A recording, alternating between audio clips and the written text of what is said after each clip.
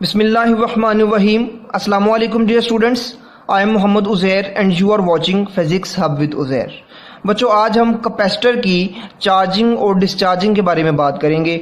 हम previous lectures में capacitor के बारे में डिटेल से पढ़ चुके हैं। हमने ये कहा था कि कैपेसिटर एक ऐसी डिवाइस होती है जो कि चार्ज को स्टोर करती है या फिर एनर्जी को स्टोर करती है। तो बच्चों ये कैपेसिटर किस तरह से चार्ज होता है या डिस्चार्ज होता है, इसको हम जो है वो आज डिटेल से देखेंगे।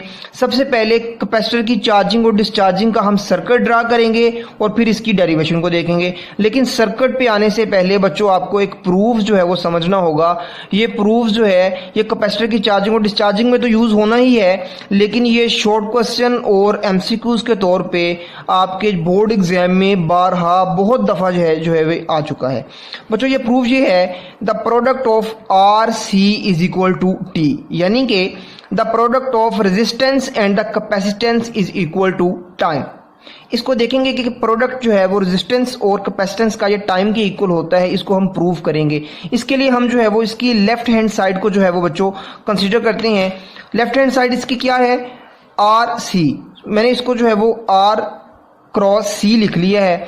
तो यहाँ पे देखें हम R की और C की जो है वो वैल्यूज पुट करेंगे। बच्चों हम जो है वो एक रिलेशन पढ़ चुके हैं, V is equal to I R. ये रिलेशन आपने प्रीवियस क्लासेस में भी पढ़ा है। ओहम्स लॉ का जो है वो रिलेशन होता है। इसमें हम जो है वो ये कहते हैं कि V जो है वो आई आर के इक्वल होता है। यहाँ से अगर R की वैल्यू बच्चों कैलकुलेट करें तो क्या आती है, this is equal to V over I. तो बच्चों R की ये वैल्यू V ओवर आई हम R की जगह पे पुट कर देंगे। इसी तरह हम जो है वो कैपेसिटर वाले टॉपिक में डिटेल से पढ़ चुके हैं कि कैपेसिटेंस किसके इक्वल होती है। द फार्मूला होता है Q is equal to C V. बच्चों यहाँ से अगर C की वैल्यू कैलकुलेट करें तो वो क्या आएगी, that is equal to Q over V। तो बच्चों C की जगह पे हमने Q ओवर V पुट कर दिया। अच्छा यहाँ पे आप देख सकते हैं कि V और V दोनों जो है वो कैंसिल आउट हो रहे हैं। तो हमारे पास जो रिलेशन बच गया that is equal to Q over I। तो हमने जो है वो यहाँ पे Q ओवर I ऐसे ही लिख लिया। हम यहाँ पे Q की वैल्यू पुट करेंगे। Q जो है वो आई टी के इक्वल होता है। Q की वैल्यू हमने आई टी पुट कर दी। I से I जो है वो कैंसिल हो जाएगा तो हमारे पास क्या बच जाएगा, T बच जाएगा। तो बच्चों आपने देखा कि हमने आर सी को लेके T को प्रूव कर दिया। और इस T को हम क्या बोलते हैं, इसको हम टाइम कॉन्स्टेंट बोलते हैं। आर सी किसके इक्वल है, इस T के इक्वल है और इस T को हम टाइम कॉन्स्टेंट बोलते हैं। और ये टाइम कॉन्स्टेंट को हम डिफाइन करते हैं, आगे जाके डिफाइन भी करेंगे। सिंपली आप इतना याद रखेंगे ये टाइम कांस्टेंट टोटल चार्ज का 63% जो है ये होता है। टोटल चार्ज का 63% जो होता है ये जो है वो टाइम कांस्टेंट होता है। बच्चों इस प्रूफ को आपने खुद सॉल्व करके देखना है। ये हम जो है वो फर्दर अपने इस टॉपिक में भी यूज करेंगे, बट शॉर्ट क्वेश्चन और एमसीक्यूज के तौर पे मैंने आपको पहले भी बताया ये बहुत इंपॉर्टेंट है। अच्छा अब हम जो है वो आते हैं अपने मेन टॉपिक की तरफ, charging and discharging of capacitor. बच्चों इसके लिए सबसे पहले मैंने आपको बताया कि हम सर्किट ड्रा करेंगे। सर्किट में हम क्या करेंगे, हम जो है वो कुछ कंपोनेंट्स यूज करेंगे। सब नंबर 1 पे हमने एक कैपेसिटर जो है वो यहाँ पे यूज किया जिसको हमने C से डिनोट करते हैं। उसके बाद हमने एक रेजिस्टर यूज किया जिसको हम R से डिनोट करते हैं। और तीसरा हम यहाँ पे बैटरी यूज करेंगे तो चार्ज द कैपेसिटर, जिसको हम जो है वो इसकी प्लेट्स के बिटवीन पोटेंशियल डिफरेंस V होता है तो हम इसको हम VE लिख देते हैं यहाँ पे। अच्छा तो अब देखें यहाँ पे हमने जो है वो एक स्विच यूज किया है। और ये स्विच क्या है, इसके 3 टर्मिनल्स हमने यहाँ पे बनाए हैं। एक जो है वो पॉइंट C है, एक A है और दूसरा B है। ये कब लगाने हैं, ये कौन से कंपोनेंट को किस जो है कौन से टर्मिनल को किस टर्मिनल के साथ जोड़ना है, ये अभी हम इसकी बात करते हैं। अच्छा बच्चों अब देखें कि अगर हमें जो है वो कैपेसिटर को चार्ज करना है तो हमें क्या करना होगा, हमें इसको बैटरी के साथ कनेक्ट करना होगा। और बैटरी के साथ हमने इसको कनेक्ट कर दिया। ये जो ब्लू में नजर आ रही है ये आपके पास वायर्स हैं जो कि इन कंपोनेंट्स को जो है वो जोड़ रही हैं आपस में। अच्छा अब देखें अभी हमने स्विच को क्लोज नहीं किया, अभी स्विच ओपन है। अभी कोई भी जो है वो चार्ज इस पे जो है वो स्टोर नहीं हो रहा। अभी बैटरी इसको कोई भी जो है वो एनर्जी नहीं दे रही अभी। अच्छा अब हम क्या करेंगे, जैसे ही हम जो है वो स्विच को क्लोज करेंगे, बच्चों मैंने क्या किया, मैंने पॉइंट A को बी के साथ जोड़ दिया। क्यों जोड़ा बी के साथ? क्योंकि हमने कैपेसिटर को चार्ज करना था, और चार्ज कैपेसिटर तभी होगा जब इसको बैटरी के साथ कनेक्ट करेंगे। तो बैटरी वाला टर्मिनल बी है और बी के साथ इसलिए जोड़ दिया। अगर सी के साथ जोड़ते तो ये चार्ज नहीं होता, बिकॉज सी जो है वो बैटरी वाला टर्मिनल नहीं है। सो हमने क्या कर दिया, इसको बी के साथ कनेक्ट कर दिया और सी को जो है वो ओपन छोड़ दिया अभी। तो जब हमने जो है वो स्विच को क्लोज किया तो बच्चों क्या होना शुरू हो जाएगा, कैपेसिटर चार्ज होना शुरू हो जाएगा। स्टार्ट पे क्या होगा, जब कोई भी टाइम जो है वो पास नहीं हुआ होगा तब क्या होगा, जब टाइम जीरो यानी कि कोई भी टाइम नहीं गुजरा तो अभी कैपेसिटर की प्लेट्स के ऊपर कोई भी चार्ज नहीं आया, और जब कोई चार्ज अभी नहीं आया तो बच्चों कोई भी जो है वो पोटेंशियल डिफरेंस भी नहीं है इस प्लेट इनकी प्लेट्स के ऊपर। अच्छा, जैसे ही क्या होता है, टाइम थोड़ा सा पास करता है तो हम क्या लिखते हैं, टाइम जो है वो टी के इक्वल हो गया, और जो चार्ज था, चार्ज जो है वो क्यू नॉट हो गया, और जो पोटेंशियल डिफरेंस था इन प्लेट्स के बिटवीन वो क्या हो गया, वो बच्चों वी हो गया। अच्छा बच्चों, अब जो है वो मेन चीज आती है इस पूरे टॉपिक की, वो ये है कि ये रिलेशन जो है ये आपने एज इट इज याद करना है। आपके एफएससी लेवल पे अभी जो है वो इस रिलेशन को जो है वो डिराइव नहीं किया गया, इसको आप ऐसा सच याद कर लें। ये बीएससी लेवल पे जो है वो ग्रेजुएशन लेवल पे जो हायर लेवल्स हैं वहां पे जाके इसको ड्राइव करते हैं। अगर आपको जो है वो इसको एज इट इज याद करना होगा। ये रिलेशन क्या है, that is Q is equal to Q naught into 1 minus E power minus T over R C.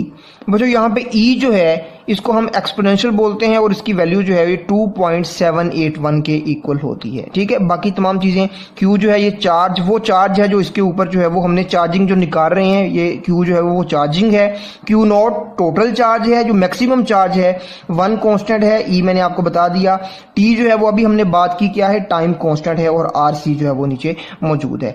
अच्छा बच्चों, अब देखें, अब इस वैल्यू को हम जो है वो डिफरेंट जो है वो वैल्यूज के लिए जो है वो चार्जिंग की वैल्यू निकालेंगे डिफरेंट वैल्यूज के लिए। जब आरसी को 1 लेंगे, 2 लेंगे, 3 लेंगे, 4 लेंगे, 5 लेंगे, उसके लिए हम जो है वो एक ग्राफ भी ड्रा करेंगे और चार्जिंग की वैल्यू निकालेंगे। लेकिन मैं आपको एक बात यहाँ पे क्लियर कर दूं, बहुत केयरफुली आप जो है वो इस पॉइंट को सुने।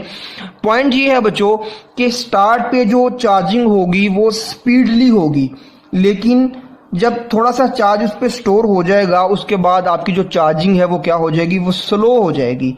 जब एक और चार्ज आएगा चार्जिंग और स्लो हो जाएगी, और चार्ज आएगा चार्जिंग और स्लो हो जाएगी। उसकी वजह यह है बच्चों, जब यहाँ पे चार्ज जो है वो स्टोर होता जाएगा, जब बैटरी उसके ऊपर और चार्ज डिपॉजिट करेगी तो पहले वाला चार्ज जो नेक्स्ट आने वाले चार्ज को अपोज करेगा। जब वो अपोज करेगा, आगे से उसकी मुखालफत करेगा, तो बच्चों उसको जो है वो ज्यादा टाइम लगेगा जो है वो उस पर स्टोर होने में। यही वजह है कि चार्जिंग जो है वो स्टार्ट पे तो क्या होती है, बड़ी जो है वो सडनली होती है, लेकिन फिर जो है वो ग्रेजुअली आहिस्ता आहिस्ता आहिस्ता आहिस्ता चार्जिंग जो है वो कम होती रहती है।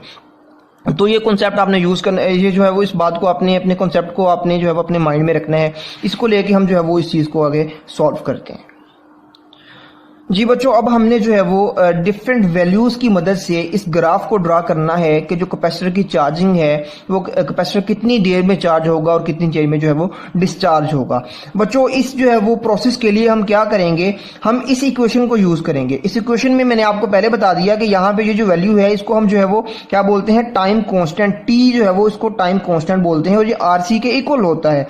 अच्छा, ये फैक्टर हमें बताएगा कि किस तरह से जो है वो इसकी चार्जिंग होगी। हम इसके लिए डिफरेंट वैल्यूज को पुट करेंगे। सबसे पहले हम इस टी को 0 पुट करेंगे, तब देखेंगे कि इसके ऊपर कितना चार्ज स्टोर हुआ। फिर हम इस टी को थोड़ा सा जो है वो ज्यादा करेंगे, आरसी के इक्वल कर देंगे, तब हम देखेंगे कितना चार्ज स्टोर हुआ। फिर इस टी को हम 2 आरसी कर देंगे, तब देखेंगे कितना चार्ज स्टोर हुआ। फिर 3 आरसी कर देंगे, फिर 4 आरसी कर देंगे, और फिर 5 आरसी तक हम इसको देखेंगे कि कितना चार्ज जो है वो स्टोर हो रहा है इस पे। सो बेसिकली हम इस इक्वेशन को यूज करने वाले हैं किसी भी कैपेसिटर की चार्जिंग को चेक करने के लिए। तो बच्चों देखें कि हमने जो है वो इस इक्वेशन को जो है वो यहाँ पे ले लिया, और ये इक्वेशन अभी हम लगा रहे हैं जब टाइम क्या है बच्चों, अभी टाइम बिल्कुल भी पास नहीं हुआ, टाइम 0 है। तो मैंने आपको पहले बता दिया जब टाइम 0 होगा तब कोई भी चार्ज जो है वो कैपेसिटर की प्लेट्स के ऊपर स्टोर नहीं होगा। तो अब देखें कि जब टाइम 0 है तो हमने इस इक्वेशन को यूज कर लिया, Q is equal to Q naught 1 minus E power T over R C. अच्छा बच्चों, अब देखें यहाँ पे हमने वैल्यू किस चीज की पुट करनी है, हमने वैल्यू पुट करनी है टी की, और टी क्या है बच्चों, 0 है। जब यहाँ पे 0 पुट करेंगे तो ई के पावर 0, यानी किसी भी चीज की पावर 0 1 होती है, तो 1 माइनस 1 0, तो हमारे पास जब जो है वो टाइम ज़ीरो होगा तब कोई भी चार्ज स्टोर नहीं होगा। ये चीज़ जो मैंने यहाँ पे कही थी ये चीज़ यहाँ पे प्रूव हो गई। ठीक है, जब टाइम ज़ीरो है तब कोई भी जो है वो कैपेसिटर पे कोई भी जो है वो चार्ज स्टोर नहीं होगा, यानी कि कोई भी चार्जिंग नहीं होगी। अच्छा, अब हम क्या करते हैं, अब हम थोड़ा सा जो है वो टाइम को गुजारते हैं और टाइम को किसके इक्वल लेते हैं, आर सी के इक्वल लेते हैं। बच्चों यही रिलेशन आगे मैंने आपको कहा था यहाँ पे यूज होगा। टी इज इक्वल टू हम क्या लेते हैं, आर सी लेते हैं बच्चों, यानी कि हम टाइम कांस्टेंट ले रहे हैं यहाँ पे। अब देखें, क्योंकि हमने क्या कहा था, टी जो आर सी क्या है, टाइम कांस्टेंट है, तो हम यहाँ पे आर सी टाइम कांस्टेंट ले रहे हैं। तो बच्चों अब देखें, वही इक्वेशन हमने यहाँ पे दोबारा यूज कर ली और हमने जो है वो क्या पुट किया है, हमने जो है वो आर सी पुट किया है। टी की जगह पे क्या पुट किया है, 1 आर सी या फिर आर सी, कुछ भी कह लें एक ही बात है, आर सी हमने पुट किया है। तो बच्चों जब आर सी टी की जगह पे पुट करेंगे तो आर सी के साथ कैंसिल हो जाएगा, हमारे पास ई की पावर -1 बचेगा। तो इसको जब 1/e की फॉर्म में लिखेंगे तो मैंने इसको जो है वो कैलकुलेट करके लिखा हुआ है, तो इसकी वैल्यू क्या आ जाएगी, Q is equal to 0.632 into Q naught, यानी कि हमारे पास जो चार्जिंग है वो टोटल चार्ज की 63% चार्जिंग हो जाएगी। यानी कि जब हम RCT की वैल्यू RC पुट करेंगे तब हमारे पास कैपेसिटर टोटल चार्ज का 63% चार्ज हो जाएगा। ठीक है बच्चों, अब देखें कि इसी चीज को हम जो है वो टाइम कांस्टेंट का नाम देते हैं। यहाँ पे देख सकते हैं आप, मैंने क्या कहा था कि इसको हम टाइम कांस्टेंट कहते हैं। ये दोनों इक्वेशन सेम है, ठीक है, तो इसको हम जो है वो टाइम कांस्टेंट का नाम देते हैं। ठीक है, ये मोस्टली शॉर्ट क्वेश्चन के तौर पे जो है वो आपसे पेपर में पूछ भी लिया जाता है। अब हम क्या करते हैं बच्चों, अब हम जो है वो T is equal to 2RC कर देते हैं, यानी कि हम टाइम को थोड़ा सा और पास करवाते हैं कि जो है वो थोड़े से और टाइम के बाद देखेंगे कैपेसिटर की चार्जिंग कितनी हो चुकी है। यानी कि हमने 1RC से 2RC कर दिया, इसको डबल कर दिया। तो बच्चों होना तो ये चाहिए था कि जब हमने टाइम को डबल कर दिया तो चार्जिंग भी डबल हो जाती, लेकिन ऐसा बिल्कुल नहीं हुआ।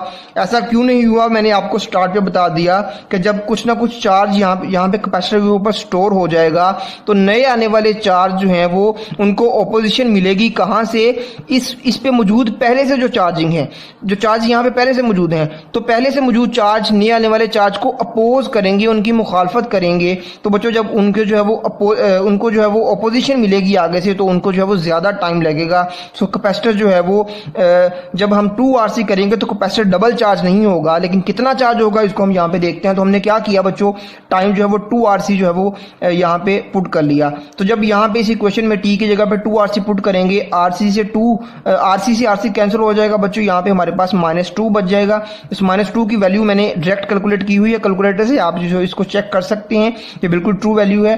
तो हमारे पास जो कैपेसिटर है वो टोटल वैल्यू का 86% चार्ज होगा। होना तो ये चाहिए था, पहले 63 है, डबल करने से कैपेसिटर फुल चार्ज हो जाता, लेकिन बच्चों ऐसा नहीं हुआ। जो है वो क्या हुआ, कैपेसिटर टोटल चार्ज का 86% चार्ज हुआ। यानी कि मैंने जो स्टार्ट पे बात कही थी कि आहिस्ता आहिस्ता क्या होगा, पहले सडनली जो है वो चार्जिंग होगी, फिर आहिस्ता आहिस्ता क्या होना शुरू हो जाएगा, इसकी चार्जिंग रेट जो है वो स्लो होना शुरू हो जाएगा। बच्चों वही काम हुआ कि हमारे पास कैपेसिटर टोटल चार्ज नहीं हुआ, बल्कि क्या हुआ, 86% चार्ज हुआ। इसी तरह हम जो है वो इसको 3RC पे चेक करेंगे तो बच्चों ये 94% जो है वो चार्ज हो जाएगा। जब इसको हम जो है वो 4RC पे चेक करेंगे तो बच्चों ये 98% चार्ज होगा। यानी कि जैसे जैसे टाइम जो है वो ज्यादा करते जाएंगे चार्जिंग रेट जो है वो स्लो होता जाएगा। बच्चों जब चार्जिंग रेट स्लो होता जाएगा तो इसका मतलब ये है कि कैपेसिटर अभी फुली चार्ज नहीं हो रहा। सो अब एट द एंड हम क्या करेंगे, हम इसको 5RC के इक्वल पुट करेंगे। बच्चों जब हम 5RC पुट करेंगे तो कैपेसिटर जो है वो 99% टोटल वैल्यू का जो है वो चार्ज हो जाएगा।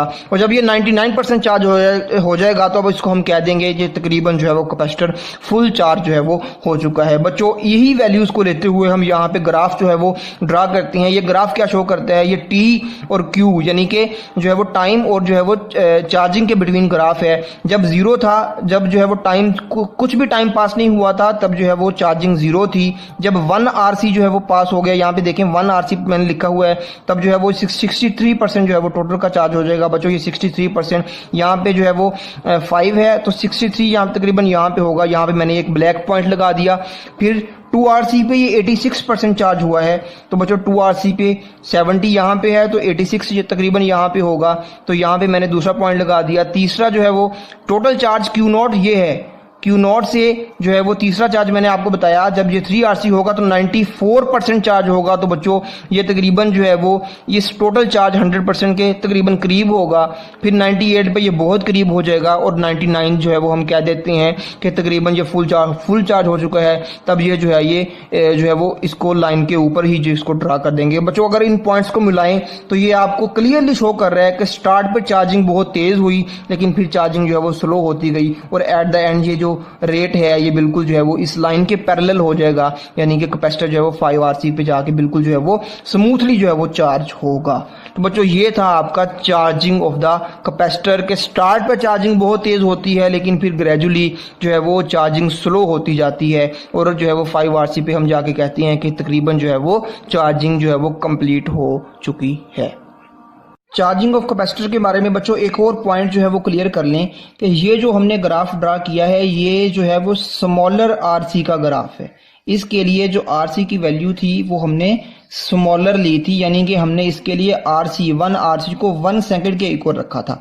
लेकिन अगर हम क्या करें, हम 1 आरसी को 5 सेकंड के इक्वल रख दें, फिर जो है वो ग्राफ किस तरह से ड्रा होगा, फिर जो है वो 5 सेकंड पे जाके ये जो हमारा कैपेसिटर है ये 63% ऑफ द टोटल चार्ज जो है वो चार्ज होगा। यहाँ पे देखें कि 5 सेकंड पे जाके ये जो है वो टोटल चार्ज हो गया था, लेकिन यहाँ 5 सेकंड पे आके ये सिर्फ 63% ही टोटल का चार्ज हुआ है। सो इसको जो है वो हम बोलते हैं स्मॉलर आरसी का ग्राफ है और इसको हम बोलते हैं कि ये जो है वो लार्जर आरसी का ग्राफ है। बच्चों यही वजह है कि आप बुक पे देख सकते हैं कि ये दोनों ग्राफ एक दूसरे से दूर दूर हैं। ये स्मॉलर आरसी की वैल्यू के लिए ग्राफ है और ये लार्जर आरसी की वैल्यू के लिए ग्राफ है। इसको याद रखने के लिए आप सिंपल तरीका जो है वो ये देख लें कि जब जो है वो आरसी की वैल्यू क्या होगी, स्मॉलर होगी। आरसी की वैल्यू जब स्मॉलर होगी तो y एक्सिस से ग्राफ का डिस्टेंस कम होगा और अगर जो है वो आरसी की वैल्यू लार्ज होगी तो बच्चों y एक्सिस से इसका डिस्टेंस जो है वो ज्यादा होगा। यहाँ पे डिस्टेंस कम है और यहाँ पे डिस्टेंस ज्यादा है, तो आप इसको याद करने के लिए जो है वो ये तरीका जो है वो पॉइंट, ये जो है वो पॉइंट आप जो है वो अपने जहन में रख सकते हैं।